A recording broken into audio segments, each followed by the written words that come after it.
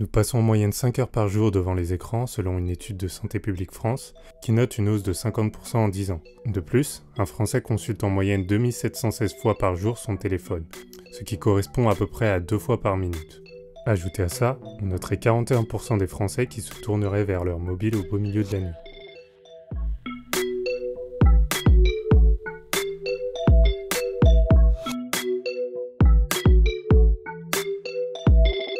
Ces chiffres, ça sonne un peu comme du journalisme sensation, mais les faits sont là. On a une drastique augmentation du temps qu'on passe devant nos écrans. Et ce truc, c'est un des plus gros acteurs de ce changement. Je vais t'expliquer le contexte du pourquoi de cette expérience.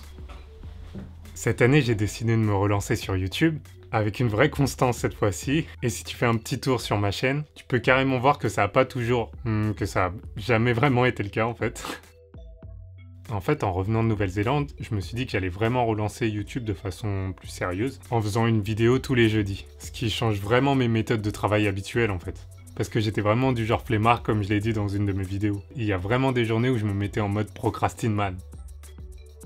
Et quand je suis en procrastine man, je passais mes matinées, mes soirées, mes après-midi sur un écran. Et franchement, pour être honnête, ça fait assez longtemps que j'ai pas fait ça, toute une journée dédiée au mode lock. Mais je connais vraiment ma propension à abuser des écrans. Et tu peux le voir venir, c'est de là qu'est venue l'idée de faire cette expérience, 7 jours sans écran.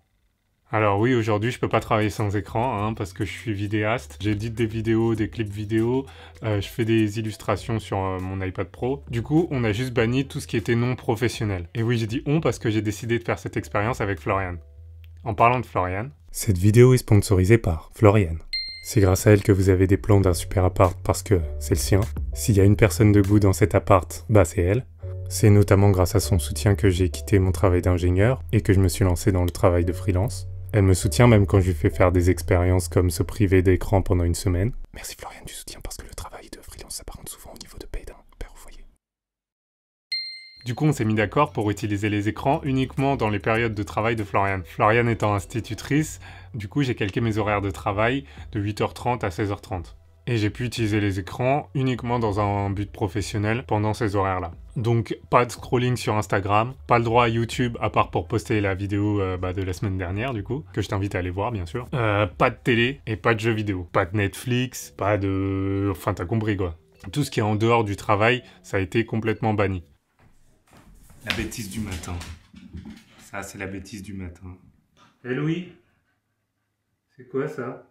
Avec ce plan, j'avais tout prévu. J'avais prévu de passer plus de temps à cuisiner, j'avais planifié de parler du bienfait de stopper les écrans, et dans la réalité, ça s'est pas du tout passé comme je l'avais prévu. En fait, dans ma routine habituelle, j'ai déjà supprimé YouTube et tous les réseaux sociaux de mon téléphone, et je m'interdis souvent des distractions pendant la journée. Sauf pendant la pause midi où je regarde en général des vidéos YouTube ou des animés Netflix, quoi. Tu connais.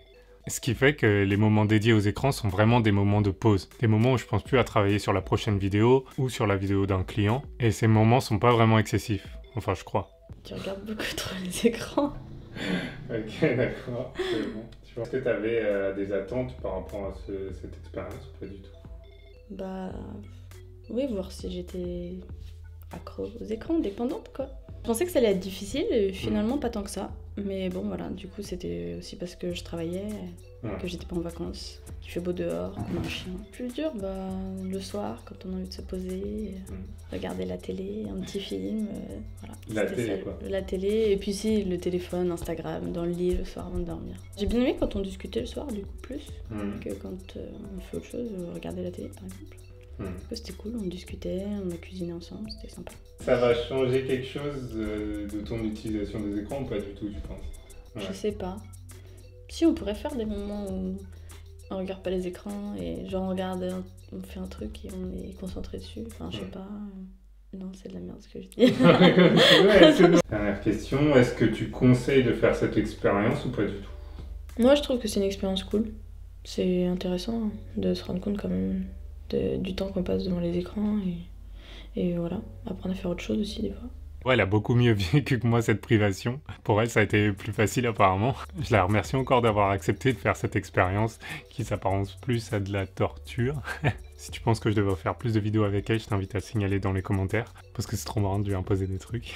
En faisant cette vidéo, j'ai vraiment pris conscience que la réalité est souvent différente de nos attentes. On se projette souvent et on pense que ça va aller dans un sens, alors que pas du tout.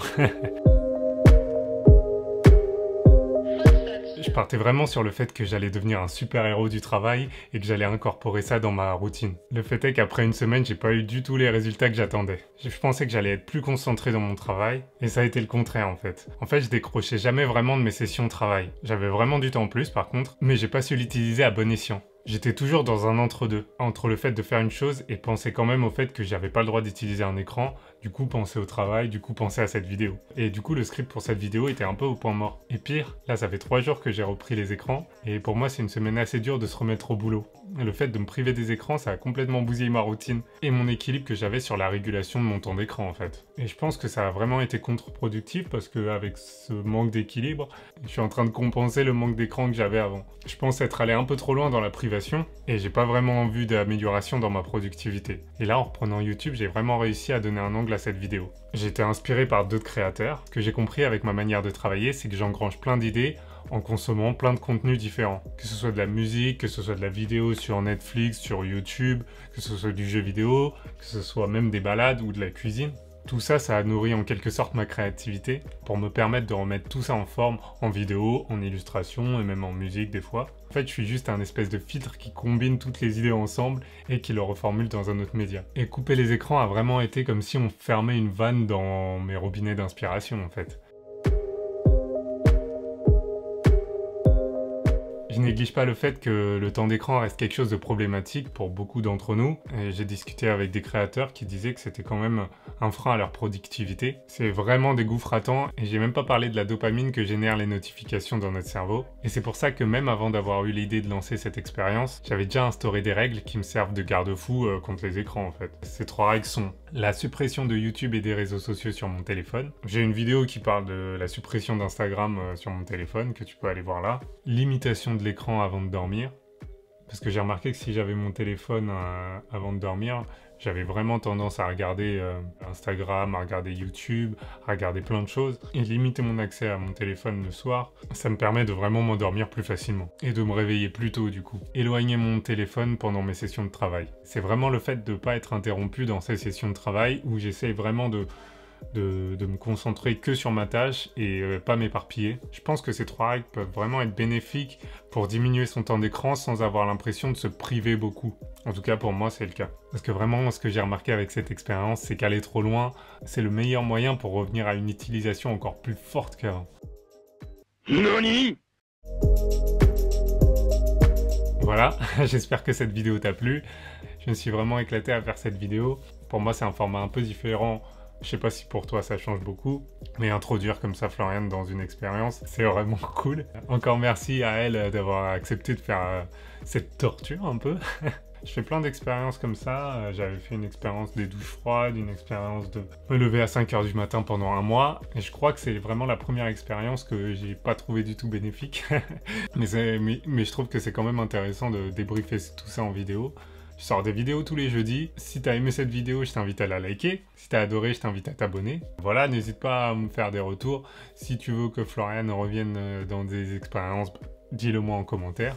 N'hésite pas à partager cette vidéo aux gens qui utilisent trop d'écran. Voilà.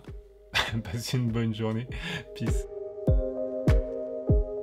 J'en vois, c'est bon. C'est pas grave. Tu veux qu'on la refasse? Mais c'est horrible de refaire. Vas-y, on va en faire, c'est pas grave. C'est pas grave. Je transpire. Tu transpires et tout. C'est chiant. Tu me fais faire des trucs aussi. Attends, ça veut... Attends, ça...